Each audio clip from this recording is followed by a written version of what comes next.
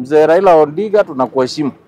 Lakini vile tunaona unaendesha mambo, mara unasema au yuko kwa serikali, mara unasema uko kwa serikali. Sasa hii tumeona umepeana watu wako wamekuwa mawaziri.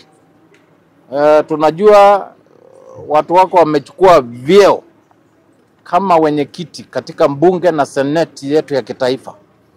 Hivyo basi mimi naona maoni yangu, Raila tafadhali, saa hii wewe ni mwenye serikali na uko kwa serikali. Don't want to be both. You control opposition and at the same time you want to be in government. Junet Mohammed should honorably quit as leader of minority in the National Assembly now, even at the Senate.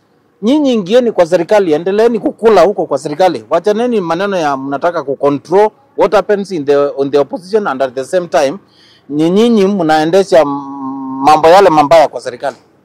So hiyo ni unafiki. That is not democracy. And I want to tell the ODM leader, you are killing democracy in Kenya. Kenyans in their own wisdom elected a government and they also elected opposition leaders.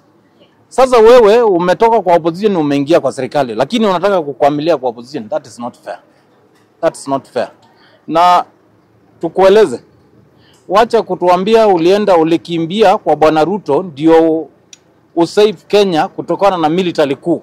Hakuna kitu kama hiyo. Military coup ilikuwa itatua na itakuwa. We are living under as a democratic society in Kenya.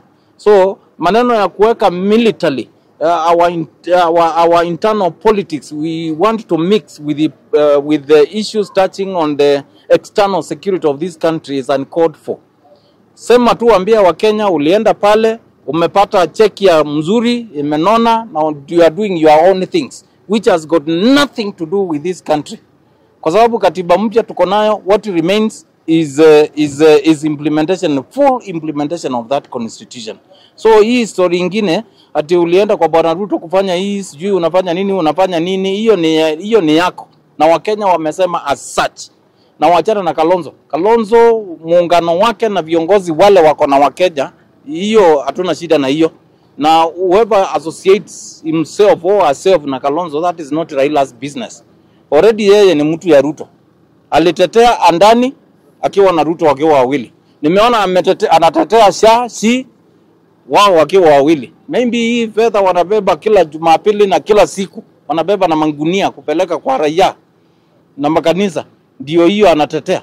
Because when SHA is not working and Kenyans are paying money through contribution, huwezi tuambia haifanyi kazi wakati tunataka services, and then it is only you who knows it is not working.